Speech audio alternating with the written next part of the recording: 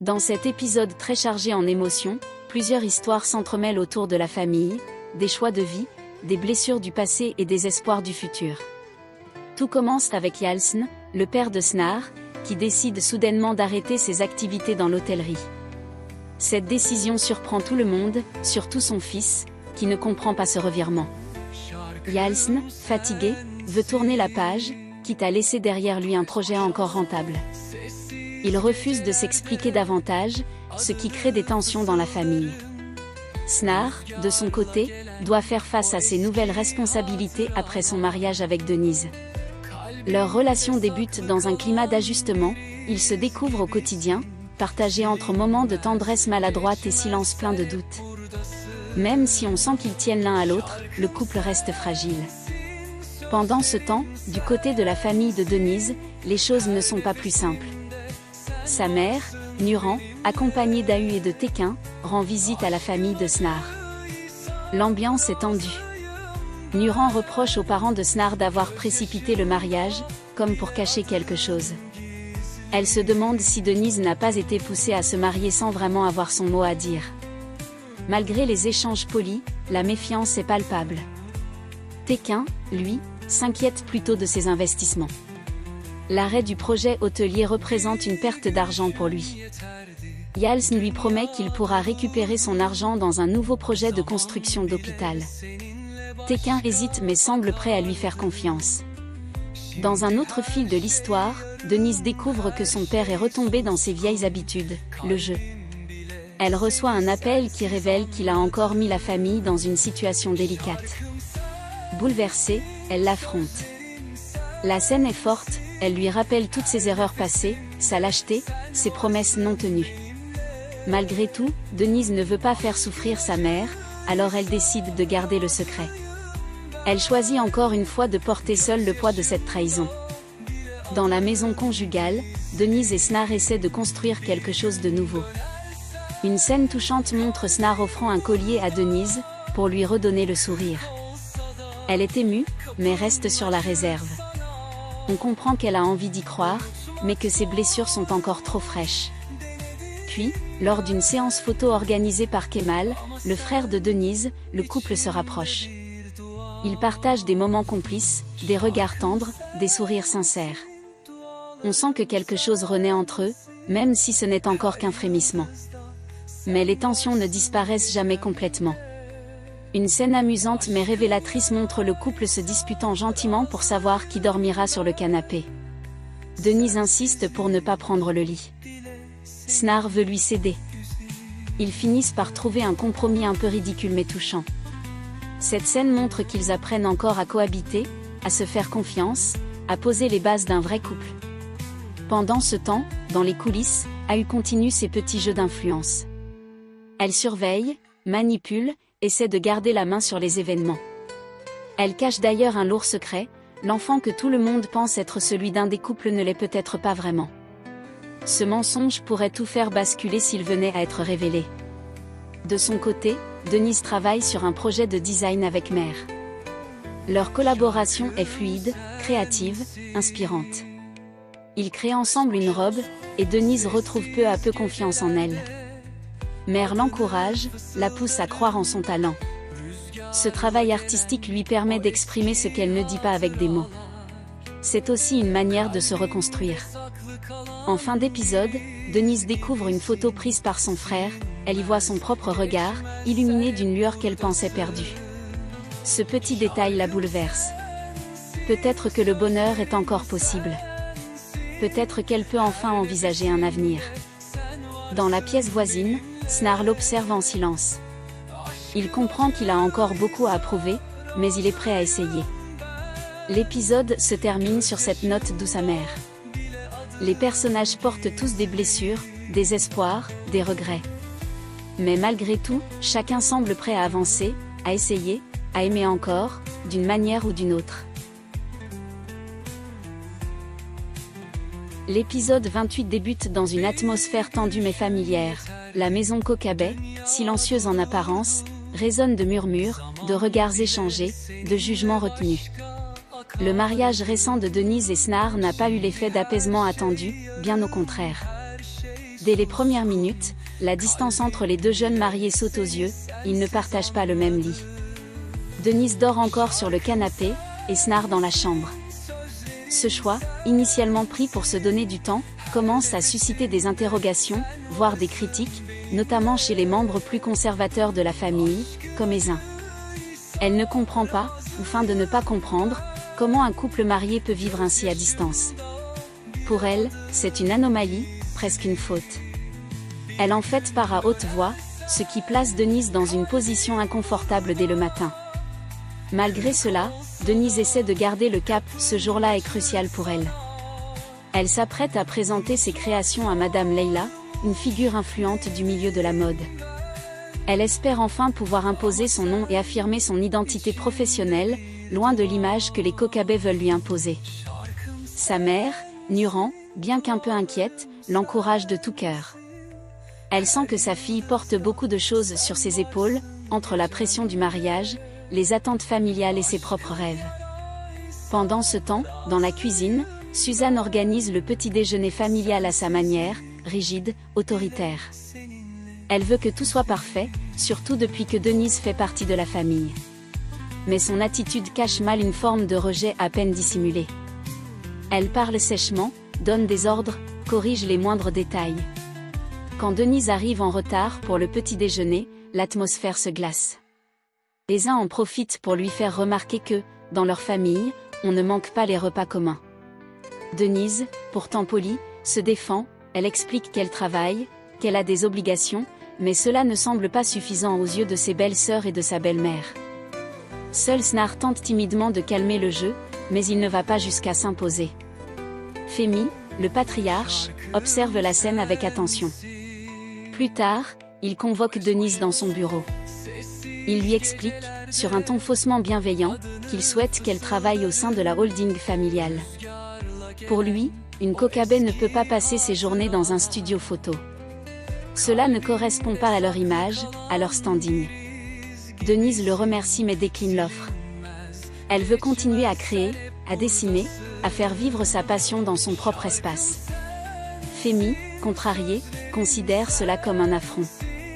Il n'insiste pas tout de suite, mais son regard laisse deviner que cette affaire n'est pas close. De retour dans leur espace privé, Denise et Snar essaient tant bien que mal de discuter de leur situation. Ils dorment toujours séparément. Snar propose qu'ils dorment enfin dans le même lit, mais Denise reste sur la réserve. Elle préfère qu'ils attendent encore un peu, qu'ils se connaissent mieux, qu'ils trouvent un rythme à deux.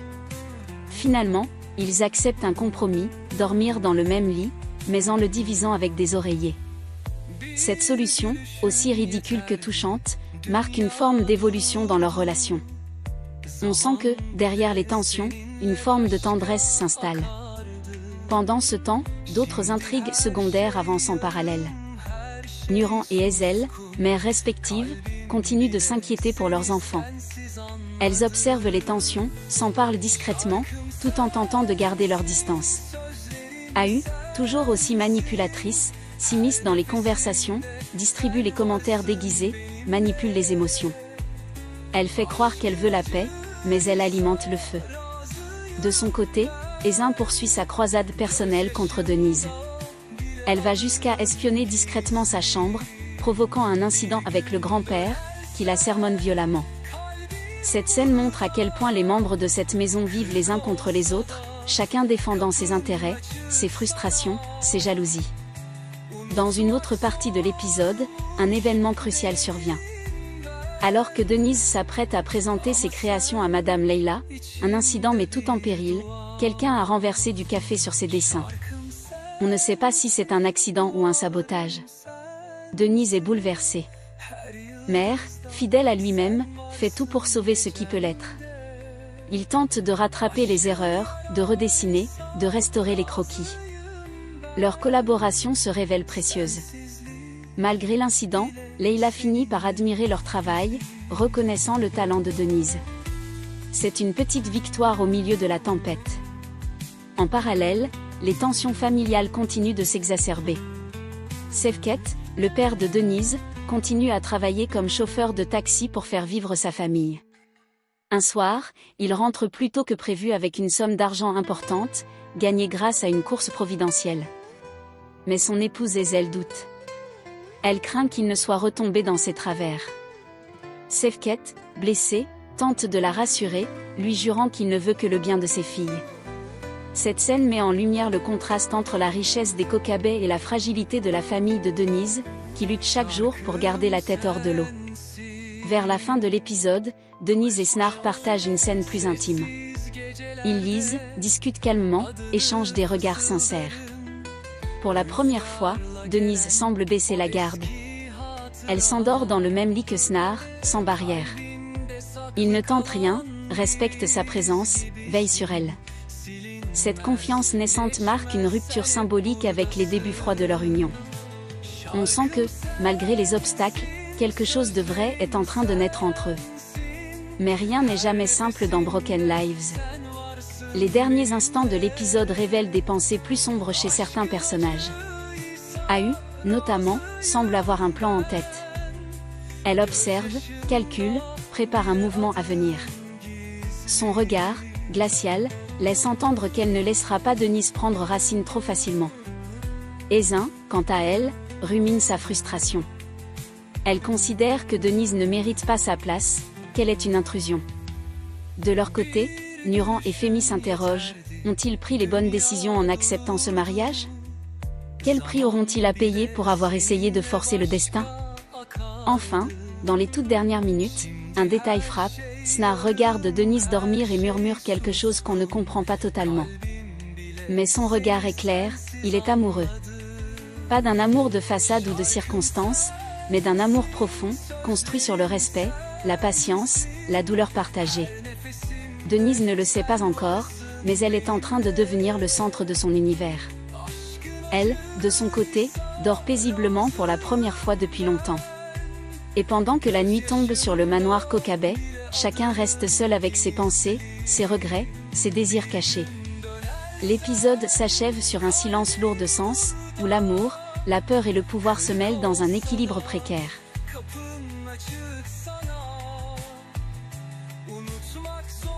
L'épisode 29 s'ouvre sur une atmosphère tendue mais maîtrisée dans la maison Kokabé. Les apparences sont sauves, les gestes sont feutrés, mais tout le monde semble marcher sur des œufs. Denise, qui commence doucement à trouver ses marques, reste cependant méfiante. Elle sait que dans cette maison, tout se joue à demi-mot, à demi-silence, et surtout à travers les regards. Ce matin-là, elle se prépare avec soin. Elle veut donner l'image d'une jeune femme solide, digne, qui n'a pas été engloutie par ce mariage aussi brutal qu'imposé. Mais derrière ces gestes assurés, on devine la tension constante qu'elle vit. L'espace qu'elle occupe dans cette grande maison n'est pas encore à elle. Elle doit encore s'y faire une place. De son côté, Snar essaie de faire des efforts.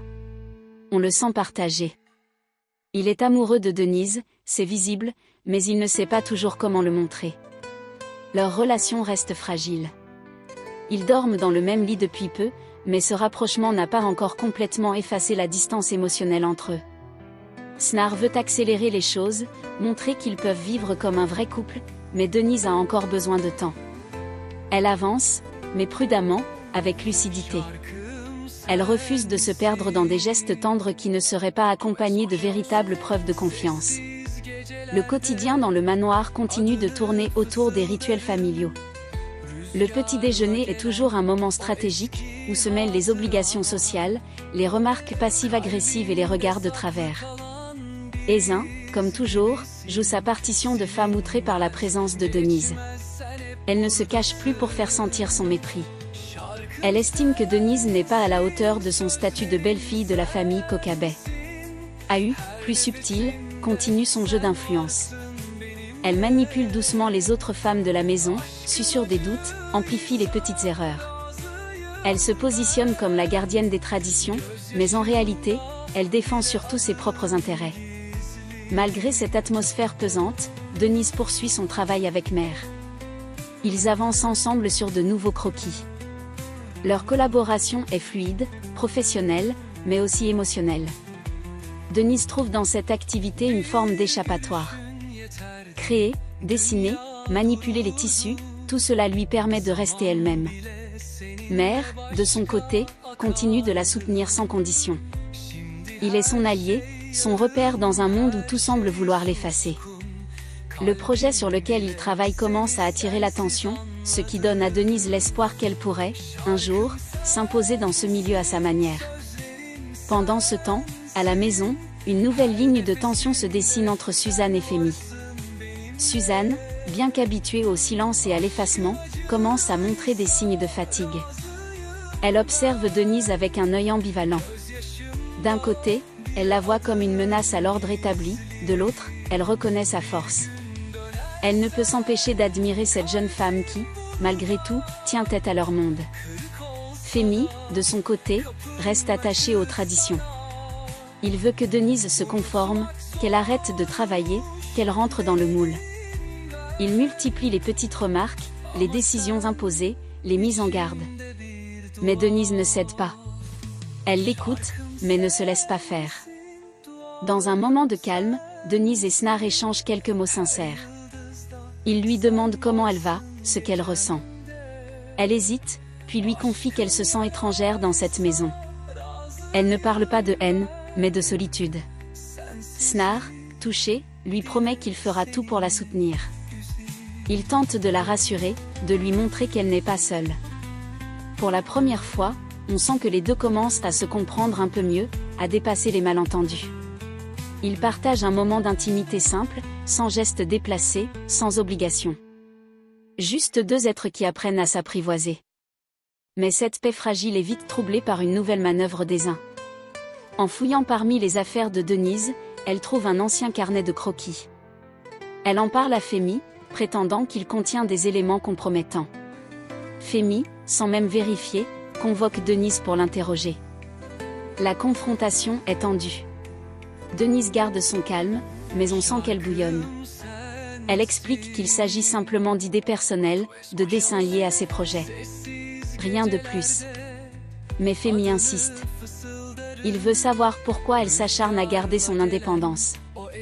Denise, les yeux dans les yeux, lui répond qu'elle a toujours travaillé, qu'elle a toujours été responsable, et qu'elle ne cessera pas de l'être simplement parce qu'elle est mariée. Ce moment marque un tournant. Pour la première fois, elle s'affirme pleinement face à lui. De retour dans sa chambre, Denise est épuisée. Elle confie à Snar qu'elle n'en peut plus de devoir se justifier. Il l'écoute, la soutient, lui propose même de quitter la maison s'il le souhaite. Mais Denise sait que ce n'est pas la solution. Elle veut prouver qu'elle peut tenir, qu'elle n'a pas besoin de fuir. Leur échange est doux, sincère, rempli d'une complicité discrète mais réelle. Dans les scènes suivantes, un événement inattendu survient. Un proche de la famille, venu en visite, félicite Denise pour son travail. Il a vu ses croquis exposés dans un portfolio partagé par mère. Cette reconnaissance inattendue redonne à Denise de la force. Même Suzanne, présente à ce moment-là, ne peut cacher un léger sourire. Elle sent que Denise pourrait bien être celle qui renverse les codes sans les détruire. Mais évidemment, cette reconnaissance agace les uns et à eux. Elles comprennent que Denise prend de la place, qu'elle commence à être respectée. Vers la fin de l'épisode, alors que tout semble se calmer un instant, un appel téléphonique bouleverse l'équilibre. Il s'agit de Sefket, le père de Denise. Il appelle sa fille pour lui demander de l'aide. Il est dans une situation délicate. On ne sait pas encore ce qu'il a fait, mais sa voix trahit l'inquiétude. Denise, bouleversée, ne dit rien à Snar. Elle décide de sortir discrètement de la maison pour le rejoindre. Mais en descendant, elle croise Femi, qui lui demande où elle va. Elle invente une excuse, mais il sent qu'elle ment. Il ne la retient pas, mais son regard est lourd de menaces. L'épisode se termine alors que Denise rejoint son père dans un quartier populaire. Il est assis sur un banc, l'air dévasté. Il lui tend un papier qu'il ne parvient pas à lire. Denise comprend immédiatement qu'il a des problèmes financiers. Elle serre les dents, prend les choses en main, appelle une connaissance, tente de trouver une solution. Elle n'hésite pas une seconde. Pour elle, sa famille passe avant tout. Même si elle est mariée, même si elle vit dans un palace, elle n'oublie pas d'où elle vient. Et pendant qu'elle essaie de réparer ce qui peut l'être, de l'autre côté, dans le manoir, Snar s'inquiète.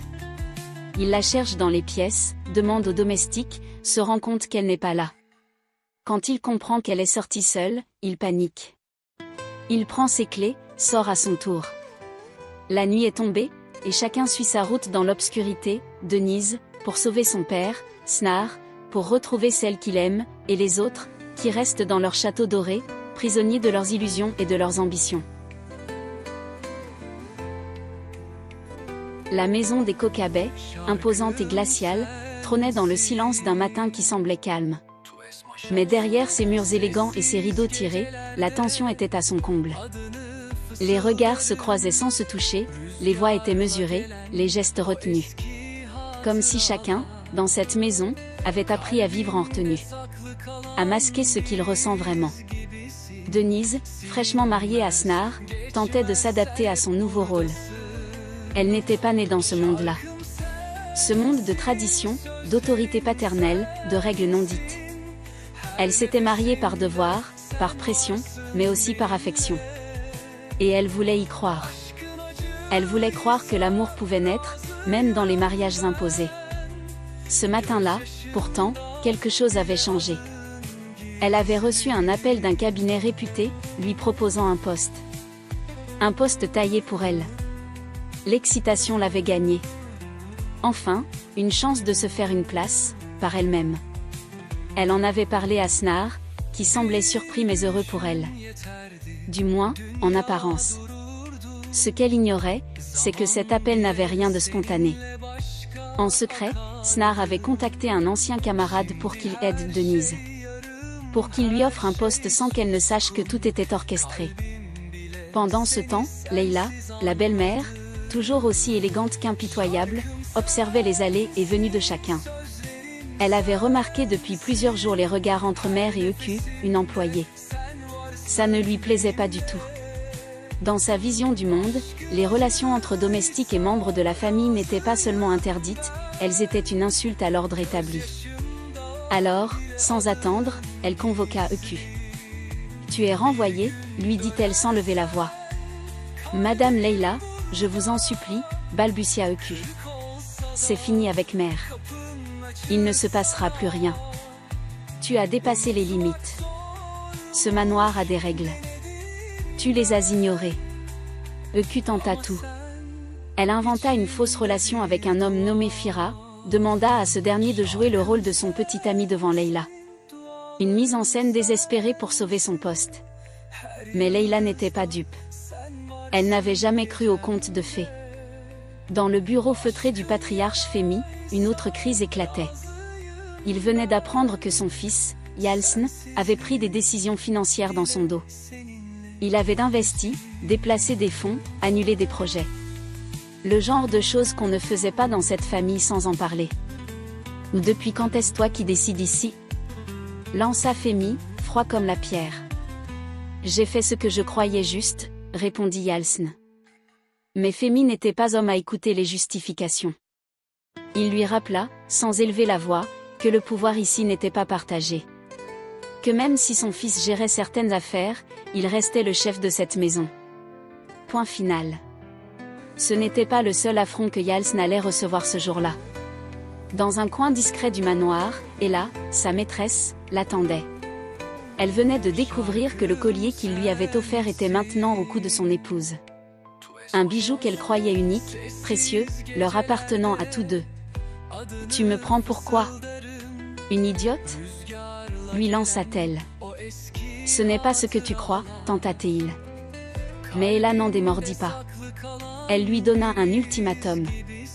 Soit il réparait l'affront, soit c'était fini. De son côté, Denise commençait à comprendre que quelque chose clochait dans cette offre d'emploi trop parfaite. Un détail, une phrase de Snar, fit tilt. Et quand elle creusa un peu, elle découvrit la vérité, le poste était truqué. Une faveur. Un coup de piston de son mari. Elle entra dans une colère froide. Ce n'était pas seulement de la déception. C'était une blessure profonde. Elle avait toujours voulu se prouver à elle-même qu'elle en était capable. Et voilà qu'on la faisait passer pour une femme incapable, qu'il fallait aider en douce. Elle fit ses valises en pleine nuit. Elle quitta le manoir, le cœur brisé, sans se retourner.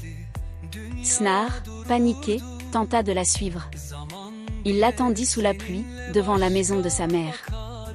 Il tapa à la porte. Il supplia. Je voulais t'aider, Denise. Je pensais bien faire. Mais Denise, les yeux humides, refusa de l'écouter. Je ne t'ai rien demandé, Snar. Je voulais réussir seule. Et tu m'as volé ça. Pendant ce temps, Serdar, le frère de Denise, croyant bien faire, se mêla à une dispute entre Snar et des jeunes. Il s'interposa, croyant défendre l'honneur de sa sœur. Mais l'intervention fut mal perçue. Il se retrouva face à son père qui, contre toute attente, prit la défense de Snar et l'obligea à s'excuser. Une humiliation de plus. Dans les chambres somptueuses du manoir, Ahu, la tante acariâtre, fit une leçon de savoir-vivre à Denise avant son départ. Ici, on ne s'habille pas comme ça. On ne parle pas comme ça.